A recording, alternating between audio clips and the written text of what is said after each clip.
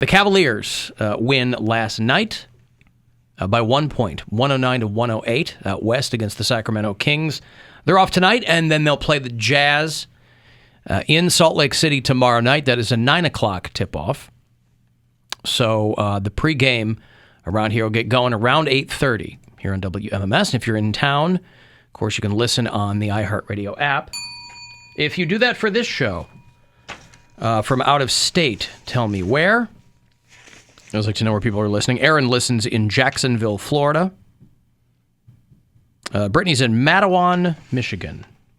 Jimmy is in Toledo, and Joe listens in San Jose, California.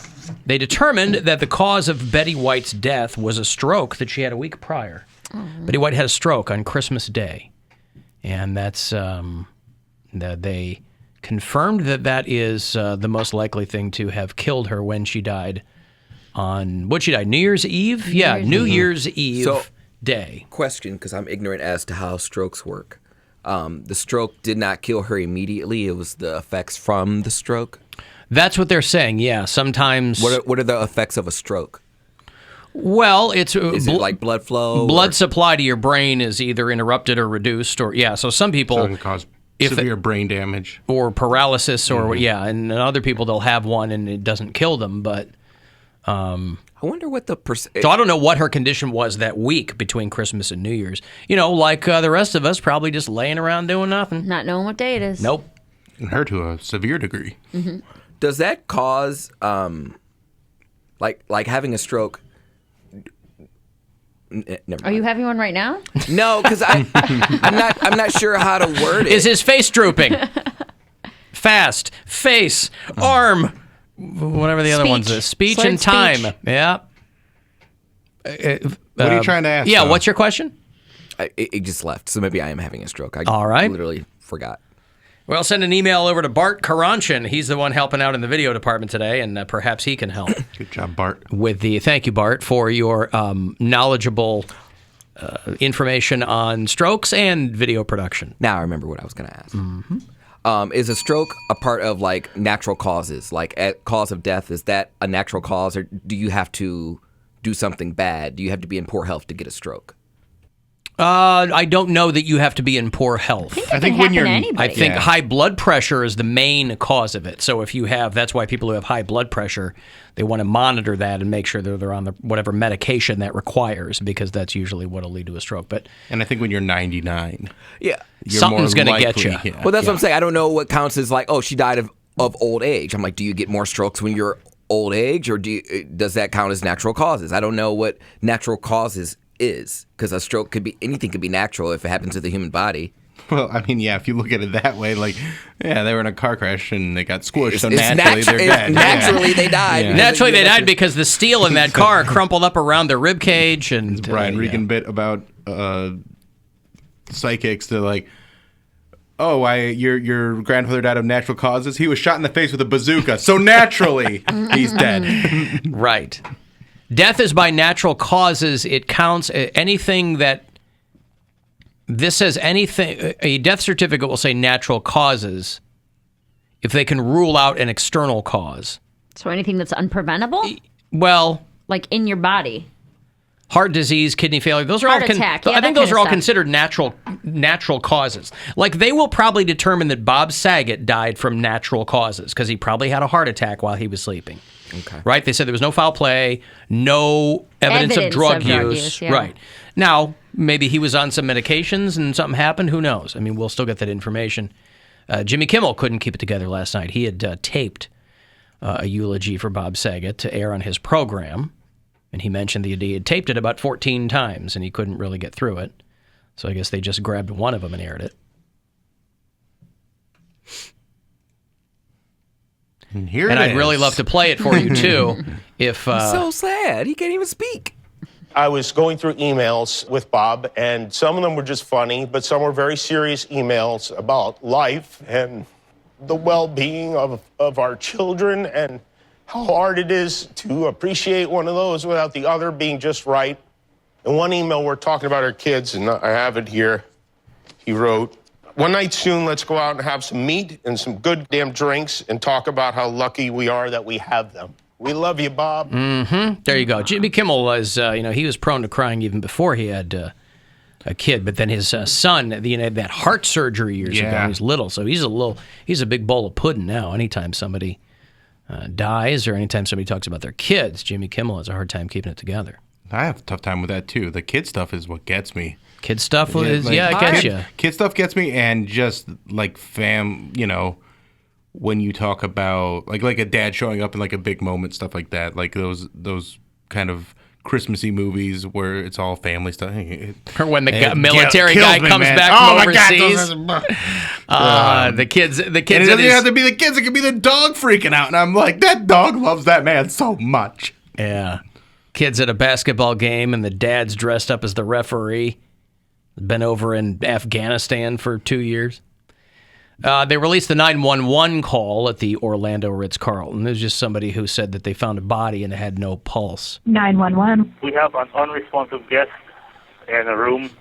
My officer is telling me that there's no pulse and Okay. Non-responsive, not breathing? Yeah.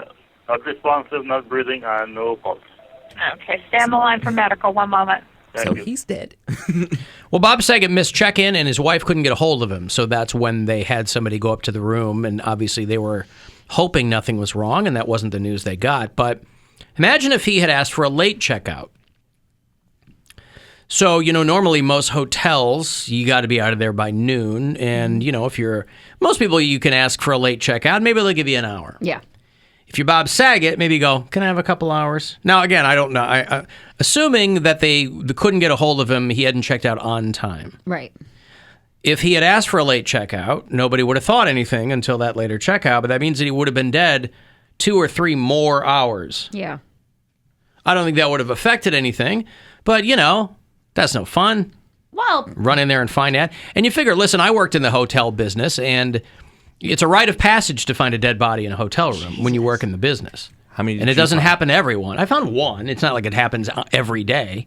But yeah, I was the front desk manager, so I went up and checked, and somebody had called the front desk and said, "Hey, I'm trying to get a hold of all."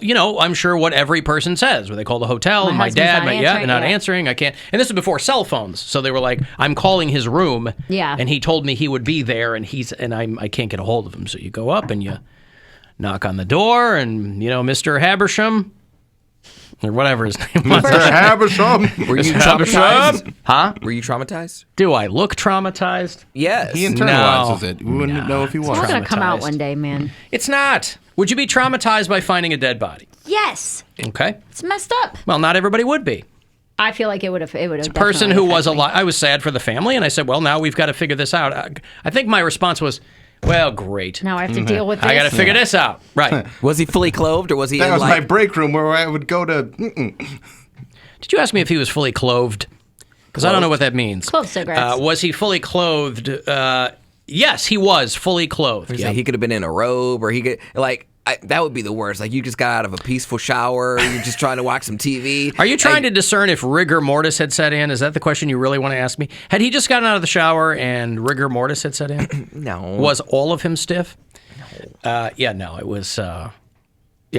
So, then you call the cops, and they're right out on the street. So I think I literally walked out the front door. It's like, I got a dead guy up in 212 or something. They're like, ooh. Well, no, because they got to call something else in, too, so. Like, some action, finally. Yeah, that's a traffic cop right outside, really excited to be pointed to the dead body. I'm sure he probably will want to He's like, that's not my jurisdiction, man. I'm out here writing tickets. I go, well, you're the closest CPD guy to me, so you want to call this in, or he goes, call an ambulance. He's like, just keep it between us. Let the next shift keep get it between us. I said, let's play a prank on housekeeping. Let's not say anything.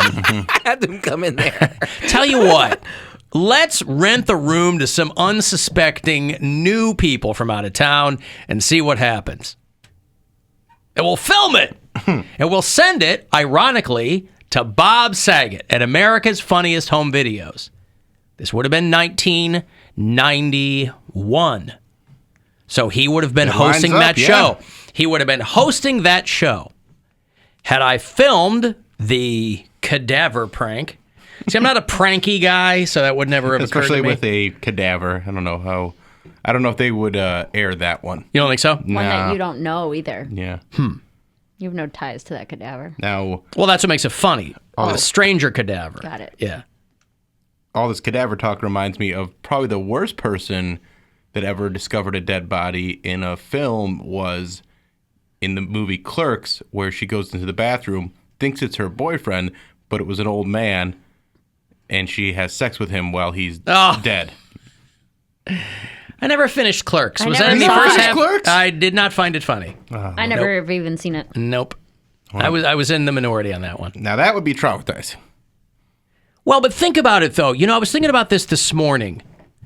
I was still on the air in Detroit when Chris Cornell died. His last show was in Detroit, and he was staying at the Motor City Casino, and I was on in the morning, and my boss had called me and said that Chris Cornell was dead in his hotel room. So I go on the air and start talking about Chris Cornell. We talked about it here, but, you know, he had died there. And so it would be strange if you died in a hotel in a city that was not your home, because that's forever a part of your story. Chris Cornell died in Detroit. Bob Saget died in Orlando. I think dying in a hotel. In a hotel, even if it is your city, is just strange. Because Whitney Houston died in a hotel, but it was in L.A., right? Poundcake, she lived in L.A.? The Beverly Hilton. So why was she over there? Why was she in a hotel in town? Was it to get high? Or? It was the Grammys. But she lived in town, right? Didn't she live? She lived in Atlanta. She did. That was the whole part. That was the whole reason of. That was the whole point of the story, is that she flew out a week before the Grammys to, you know, be amongst the townies and all her like Hollywood friends, and she was out in the clubs partying and drinking. And they were like, an addict should never go to a place like L.A. or Vegas. If they want to work, that's fine. Go to the event, but you should never fly in directly to the venue and then fly out. You shouldn't be staying a week if you're trying to stay sober. Mm-hmm. And that's what was it? I forget who told her, who was her friend, who was also an addict, said, "Don't do that." You know, I would never do that. That's 10 years ago, by the way, in a month. 1 month from today, it'll be 10 years since Whitney Houston died. Oh, it was Shaka Khan who said that. Shaka Khan was the one. Shaka Khan. Janis Joplin died in a hotel, but in L.A. Gandolfini, he died in his hotel room. He was in Rome with his family. I think his son found him. And he was such a healthy guy. Everyone was shocked when Gandolfini. He had a heart attack in bed. That was not shocking at all. It wasn't. What? I mean, he was still relatively young, but he was in pretty bad shape. If you watch The Sopranos and you see him from season 1 to season, 6 or 7, he puts on a lot of weight. He looked positively skinny in the first season of The Sopranos. Anna Nicole Smith died in Fort Lauderdale in a hotel. Yeah, she was at the Hard Rock Hotel, and she overdosed on 8 prescription medications. She was 39. Belushi died at the Chateau Marmont. But again, that was in town. You know, Bob Saget is now connected to Orlando. Chris Cornell wasn't Chris Farley at a hotel in Chicago? He was in his condo in Chicago. Okay, he had a condo in the Hancock building, yeah. David Carradine died in Thailand from autoerotic asphyxiation. They found him hanging in his closet. That would suck. Because that's how they said that's how Michael Hutchins died, too, from INXS. But I think they debunked that. But Carradine was, boy, when they say you die by your own hand, they weren't kidding. Which building is the Hancock building in Chicago? It's the one right on the lake that's kind of got the crisscross and the architecture and the two things. Okay. Yeah. So John Candy was making a movie in Mexico, and he died. He was in a hotel in Mexico. What did I just see John Candy Panette died in a hotel in Pittsburgh. Panette died at the Sheraton in Pittsburgh. John Candy was just so great. Yeah, he was fantastic. But I mean, Panette, you know, when he didn't show up for the continental breakfast, they were like, something's going on. Of course, he loves the buffet. He was skinny at that point, I think. Panette was losing weight, wasn't he? Was he losing weight? But he was still very big. So even I thought he was like visually skinnier. I don't know that he got to. Yeah, I mean, not. he might have gotten visually skinnier, but he was also so big that even if he lost 100 pounds, he still probably had another 200 to lose. Yeah. Well, he said that. He had a joke about that where he was like, I've lost 150 pounds, and people are like, we can really see it in your face. And he's like, what? Is I walk around with a head the size of a manhole cover and nobody said anything to me? Bob Saget was doing some podcast last week, and he talked about dying from COVID. It is not good. It does not feel good. I had it. I don't know if I had Delta or I might have had a combo. Maybe at one point they were working together. I don't know. I think at one point Omicron was opening for Delta, but then Omicron got so big, Delta's opening now. I'm going to entertain that audience to the best of my ability for what's there, for whatever's there. So if it's half full, I go, wow, that's disappointing. And then all of a sudden 200 more people show up because they decide at the last minute, what the hell, when are we going to see Bob? You know, he might die from COVID. Let's go see him. Oh, there you go. So, obviously that's they haven't released any autopsy report on Bob Saget, but I would imagine that to the question of what's natural causes, it probably comes down to who the doctor is, too. Like some doctors might go, well, heart disease is not natural causes because you were doing it to yourself or who knows. I was reading about this woman in Philadelphia who's 106 years old, and they're like, they always ask these people, what's the secret? She goes, Big Macs. Yes, I'm going to live forever. So that's good marketing for McDonald's. Yes. Maybe they can swing one of those commercials in next time we're doing a segment. Next time Bill's doing the Get Down, we can throw that in. So 106-year-old lady in Philly, Dorothy Ned, just turned 106. I don't know if she's the oldest person in the United States. She might be. Just why? Why would you want to be that old? Well, all your friends push. I doubt all her friends are dead. Yeah, I doubt she wants to be that old. You just keep waking up. Damn it. That's what it is. You're like, man. Yeah, you just keep waking up. Still in this earthly body. And these are always like, it's, you never meet like old atheists, right? You can't. Because what do they always say? And this woman does the same thing. They're like, "What? I'm still alive because I'm serving the Lord." Or yeah, whatever. but how many atheists are 100 years old? Like, They're living different. I think atheists, like when we'll see more people reach the hundreds and be atheist. But why not now? Because who it was wasn't an as atheist big back 100 then? years ago. Yeah. Oh, I see what you mean. Everybody believed in God back then.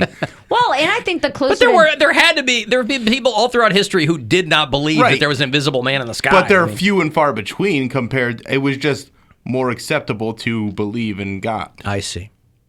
And the older you get and the more you experience death and things like that, I think it's just the thought of heaven is comforting to people. So if they're old and they're like, whatever, I'm going to die, well, hopefully there's something after That's this. what I love about Grandma is she's like, I hate going to funerals when they start talking about God and all that bull crap because she's so not that person. She's not religious at all? Not even a little bit. Really? She dislikes it. She's English. She's too pragmatic. But do you think that stiff upper lip? Is it because she doesn't believe or she just thinks it divides people? Because she doesn't believe it. Wow. Because her parents weren't religious, so then when people would explain it to her, she's like, this sounds like a scam. Excuse me, I've got a couple of questions. Yeah. Some big ones, some small ones. When you're not programmed with it and people present you with the story, you go, this sounds like you're just trying to get me to come to your building every week so you can get money from me. But like, I can understand why they would think about like church or everything like that being a scam, but I don't think wanting something on the other side or being spiritual is a scam because it doesn't require much of you. I mean, they're just asking you to be a good person. I think it's... Well, no, it requires gullibility, which is considered to be a bad... Gullibility is considered to be a bad quality in a person in every other thing except religion. Because it's required. It's required. Literally a leap of faith. Yeah, well... But some people aren't... This woman credits Jesus and Big Macs for being one opposite ends of the existential spectrum, I'm sure. Which order? But, yeah, right. Well, Jesus first or Big Macs? She said Jesus first. Okay. She said serving the Lord, and then McDonald's been serving her Big Macs for a long, long time. She goes all the way back to when she talks about when she took her daughters and grandkids to church like the ripe old age of 80 or whatever. And she'd been eating Big Macs for a long, long time. She's the great-great-grandmother of 1 and a great-grandmother of 9. See, the hard part is if you're the family and you want to celebrate this person, but there's absolutely nothing you can get them. Big Mac. And there's nothing they want. Well, yeah, you got to get. She's going to go. Want company. Let's go to McDonald's. Do they? Do you want company? Yes, because You're lonely. You are super lonely, and no one relates to you. Like, you talk about stuff from your generation, everyone's just like, yeah, anyway. So, like, they can't relate. Because it's 3 generations ago? Really? Like, Grandma, what was it like, in Prohibition? Like, I'm not that old. Like, you're not? She's way older than that.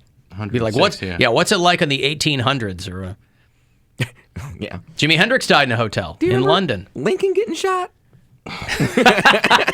Lincoln. Oh, boy. Yeah. Wow, Moses Malone. He died in a hotel. Oh. The mailman. Nope. Who am I thinking of? Carl Malone. Moses Malone. He played for the Sixers, right? Didn't Moses Malone play for the 76ers? Yes, he did. He died in a hotel in Norfolk. He was Norfolk, Virginia. He was not Moses Malone, the mailman. You don't know that they didn't call him the mailman, by the way. You're right. Carl Malone is the mailman. Yeah. You don't know that they didn't call Moses Malone I do the know mailman. that they didn't call him that. All right, what did they call him? What was... In his groupie days, they said he was parting the Red Sea. I do remember that. Moses Malone. All right. I've got to take a break here. I'm going to have those Monsters tickets for you. Your Cleveland Monsters are going to be playing the Wilkes-Barre Penguins on the 29th of this month.